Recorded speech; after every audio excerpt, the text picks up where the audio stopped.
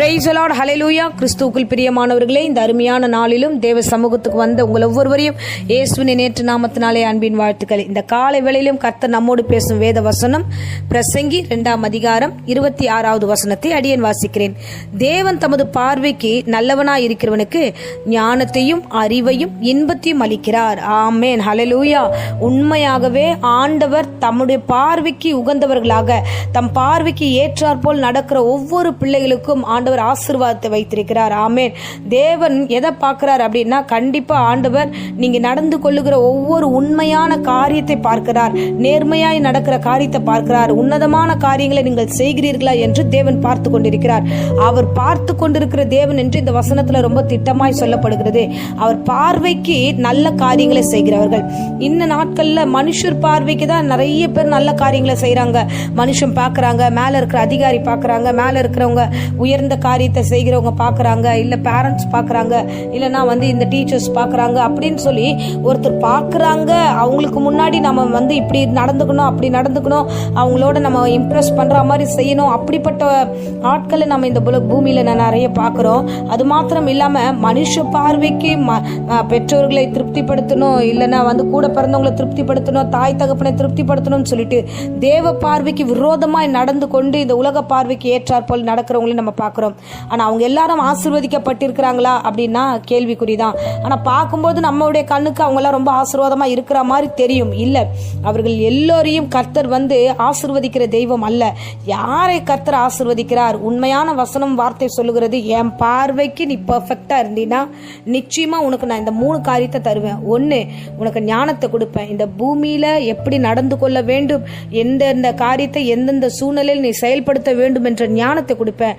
அறிவாய் அந்த காரியத்தை ஜெயிக்கிறதுக்கான அறிவையும் உனக்கு கொடுப்பேன். அதுல இருந்து வருகிற ஆசீர்வாதத்தையும் சந்தோஷத்தையும் இன்பத்தையும் உனக்கு நான் தருவேன் என்று கர்த்தர் சொல்லுகிறார். ஆமென், ஹல்லேலூயா. அருமையானவர்களே, இது நமக்கு தேவையான ஒரு சத்தியம். நமக்கு இந்த 3மே வேண்டும், இந்த காரியம் வேண்டும். இந்த உலகத்துல வாழ்வதற்கு நம்மளுடைய சாதாரண புத்தியிலான ஞானத்தினாலும் வாழ முடியாது.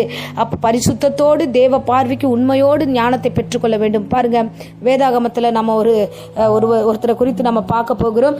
சாலமோனை குறித்து வேதம் சொல்லுகிறது என்னவென்றால், இந்த இடத்துல சாலமோன் தேவனிட்ட ஜெபிக்கிறார். என்ன சொல்லி ஜெபிக்கிறார்? அவர் கையில ஒரு பொறுப்பு வந்த உடனே சாலமோன் விதமாய் தேவனை நோக்கி ஜெபிக்கிறார். ஆண்டவரே, இந்த ஜனங்களை நடத்துவதற்கு எனக்கு ஞானத்தை கொடுங்க ஆண்டவரே என்று அவன் ஜெபிக்கிறான். அல்லேலூயா. 1 ராஜாக்கள் 3ஆம் அதிகாரம் 9-10 வசனங்களை நம்ம வாசிக்கிறோம். அவன் ஜெபிக்கும் பொழுது ஆண்டவருடைய பார்வைக்கு அது அருமையா இருந்தது.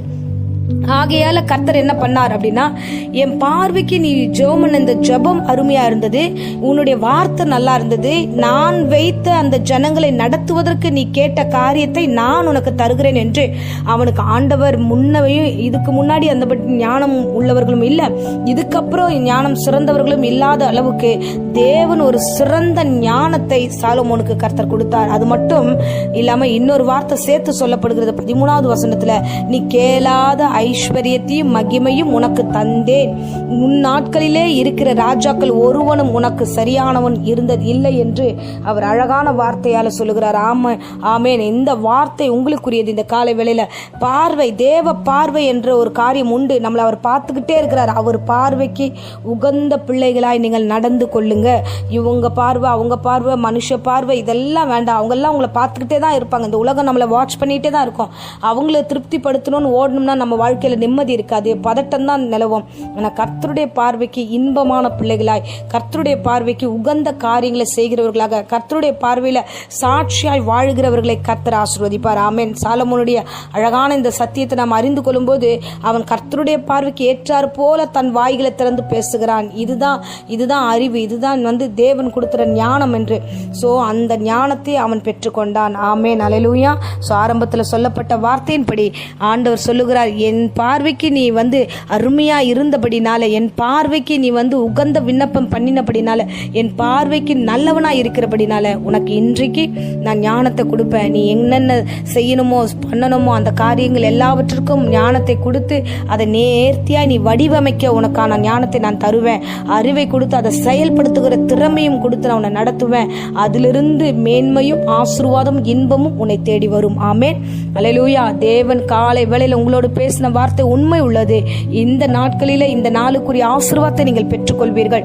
உண்மையாகவே ஞானத்தை கொடுத்து கர்த்தர் நடத்துவதை உங்கள் கண் காணும். ஆமென். இப்போது மடியன் உங்களுக்காக ஜெபிக்கிறேன். அன்பு தெய்வமே, இந்த அருமையான தருணத்துல பிள்ளைகளுக்காக ஜெபிக்கிற ராஜா, ஞானத்தையும் அறிவையும் கர்த்தாவே அப்பா இன்பத்தையும் மூன்றும் ஒரு சேர நீர் ஆண்டவரே அப்பா நீ சாலமோனுக்கு கொடுத்தது போல கர்த்தாவே அந்த பிள்ளை உமக்கு முன்பதாக உகந்த பிள்ளையாய் நடந்து கொண்டு அவன் ஜெபித்த அந்த ஜெபத்துல ஆண்டவரே அப்பா கர்த்தாவே நீர் கொடுத்த இந்த வாக்கின்படியாய் நன்றி செலுத்துகிறோம். கர்த்தர் தாமே பொறுப்பெடுத்துக் கொள்ளுங்க. இப்பொழுதும் இந்த பிரசங்கத்தை கேட்டவர்கள் ஆண்டவரே ஒவ்வொருவரும் கேட்கிற ஞானத்தை கொடுங்க, அறிவை கொடுங்க, இன்பத்தையும் கொடுத்து இவர்களை நிறைவாய் நடத்தும். தேவையற்ற காரியங்களை விலக்கி காத்துள்ளும். இந்த உலகத்தில் இருப்பவனிலும் ஆண்டவரே இந்த பிள்ளைகளுக்குள்ளா இருக்கிற நீர் பெரியவர். இந்த உலகத்தில் இருக்கிற ஞானத்தை காட்டிலும் ஆண்டவரே அப்பா உமக்குள்ள ஆண்டவரே பிள்ளைகள் ஞானத்தோடு செயல்பட போகிறார்கள். அதுக்காக நன்றி செலுத்துகிறோம். உலகத்தை கண்டு பயப்படாதபடிக்கு, உலக ஞானத்தை கண்டு பயப்படாதபடிக்கு எல்லாவற்றிற்கும் மேலான ஞானம் அறிவை நீர் தருகிறவர் கூட இருக்கிறீர் என்ற விசுவாசத்தோடு சாட்சியாய் சந்தோஷமாய் இன்பமாய் வாழ கிருபத்தாங்க. தொடர்ந்து வழி நடத்தும். இது வேளையில யாருக்காவது வியாதியோ பலவீனமோ சோர்வோ பயமோ இருந்தால் எல்லா வியாதி விக்கிரங்களை நீக்கி போடும். பூரண சுகத்தையும் ஆரோக்கியத்தையும் கர்த்தர் கட்டளையிடும். ஆசீர்வதியும் கூட இயேசு நாமத்திலே ஜெபிக்கிறோம் நல்ல பிதாவே. ஆமென். ஆமென். Praise the Lord. God bless you.